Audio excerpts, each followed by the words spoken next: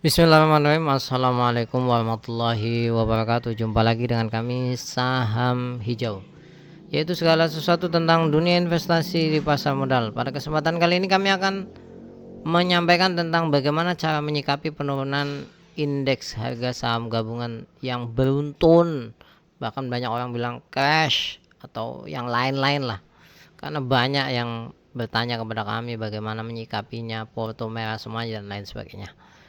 Jadi ini pengalaman kami, ingat sekali lagi, ini pengalaman kami bisa berbeda dengan apa yang Anda dapatkan dari yang lainnya. Sebelum lebih jauh, jangan lupa untuk subscribe, like, dan komen. Dan kalau Anda ingin gabung grup premium atau privat dengan kami, bisa cek di link deskripsi. Siapa tahu bisa bermanfaat.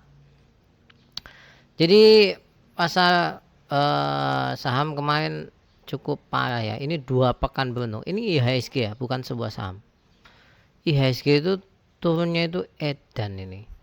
Jadi dalam 2 pekan itu dari angka 7.800 sekarang tinggal 7.200. Apalagi saham-sahamnya ya. Indeksnya aja seperti ini, apalagi saham-sahamnya sekali lagi. Maka bisa dikatakan perih banget lah. Hampir banyak yang update foto merah merona dan lain sebagainya. Dan efeknya itu mayoritas saham rontok pasti itu. Dan sangat jarang yang tidak rontok, itu sangat jarang. Mari kita amati baik-baik. Ini prinsip ya, penting kalau Anda menghadapi IHSG. Kalau semua atau mayoritas pasar ya, seperti misalkan di Asia Tenggara atau Asia atau dunia itu rontok, maka kita harus siaga. Ya. Misalnya Amerika turun, Indonesia turun, Jepang turun, Hong Kong turun, kemudian indeks-indeks besar ya turun. Wah, kita harus siaga. Tapi kalau cuman Indonesia, ya, cuman Indonesia yang rontok, itu biasanya ada dua. Memang masalah di Indonesia, ya, domestik atau asing keluar. Udah itu aja. Ya. Maka sekali lagi, kalau yang pertama ini semua mayoritas saham rontok ya, atau pasar itu rontok, kita memang harus siap siaga lah. Kalau seperti yang sekarang itu kan tidak. Pasar lain itu kan justru malah euforia, apalagi Amerika. Naik dan lain sebagainya. Rekor Indonesia aja ini nyungsep. Ya. Tapi perlu diingat, apa yang kita alami dalam 1 pekan ini nggak ada apa-apanya. Ya, kita sering lah seperti ini tuh sering, tapi tidak seperti yang pernah dialami waktu dulu ada perang dagang, kemudian Covid, ini nggak ada apa-apanya. Nah, karena apa gini? Di pasar modal ini fakta, 35% dana di pasar modal itu dimiliki oleh asing dan masuk di saham-saham bagus. Ya.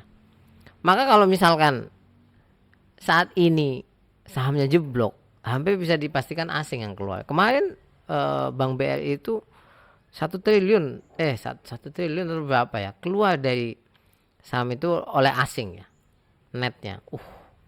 Bukan net, mohon maaf, keluarnya itu 1 triliun. Jadi itu besar sekali. Ya. Nah, pertanyaannya gini, apa yang kita lakukan? Ini kan penting. Terus kita ngapain gitu loh. Nah, kita harus teliti. Sebenarnya ini ada apa sih? Memang kompleks ya, ada faktor ini itu dan lain sebagainya. Tapi lebih banyak ini karena efek Donald Trump terpilihnya. Karena secara waktu yang paling dekat ya dengan terjadinya Trump menjadi presiden. Karena itu kita bisa mengaitkan. Nah, sekarang kita teliti baik-baik. Kenapa kok Trump terpilih, Indonesia kok hancur ini IHSG-nya? Pertama, kita harus ingat kebijakan Joe Biden ya. Itu suku bunganya perlahan-lahan diturunkan, kemudian dia pro dengan energi bersih, dukungan untuk Ukraina dan lain-lain untuk pertahanan ya. Nah, sekarang kita lihat Trump ini. Trump itu saya pernah mengalami masa pemerintahan Donald Trump. Ya, dan pasar modal itu fluktuatif sekali. Penguatan dolar, dolarnya memang kuat waktu itu. Kemudian perang dagang dengan Cina, kemudian dukungan ke energi fosil. Perlu diingat ya, apa yang menjadi sisi paling dikhawatirkan dari Donald Trump itu tiba-tiba, apa-apa itu tiba-tiba. Jadi sulit untuk di pasar itu siap siaga itu sulit. Maka mental kita harus kuat ini. Tiba-tiba, maksudnya tiba-tiba bagaimana? Dulu saya ingat sekali. Ya tidak ada namanya istilah katanya itu pendahuluan akan ada kebijakan ini itu enggak. Tahu-tahu nge-tweet Donald Trump itu di Twitter, waktu itu masih Twitter ya, belum X seperti kan. Tahu-tahu anjlok, jeglek. Waduh. Itu sulit. Nah, maka sekali lagi jangan panik ya. Kalau bagi saya sih jangan panik. Itu biasa, sekali lagi itu biasa.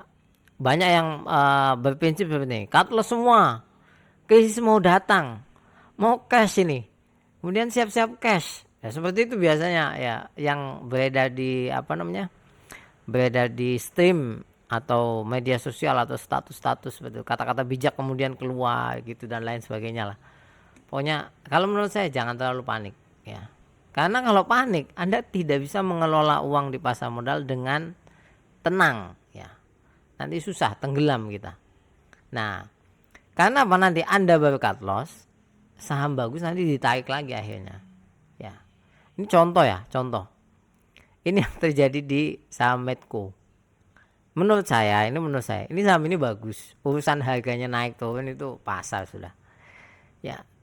Itu diturunkan ke bawah mulai dari 1270 turun sampai 1200. Kemarin itu menyentuh 1100 sekian. Tahu-tahu ditarik sampai 1270. Ini pasti yang cut loss itu gemes sekali ya. Begitulah pasar modal itu. Ya. Makanya tetap tenang lah. Ya ini kemarin ya, jadi turun sampai 1180. Ini lihat ya di sini.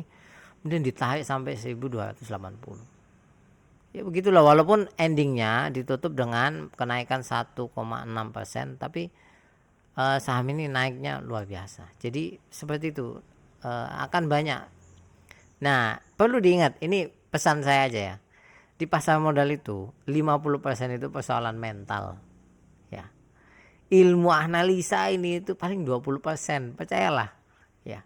20% lainnya apa? Manajemen porto. Nanti suatu waktu kami akan menyampaikan bagaimana manajemen porto ketika mengalami IHSG seperti ini. Ya, kemudian 10% hoki.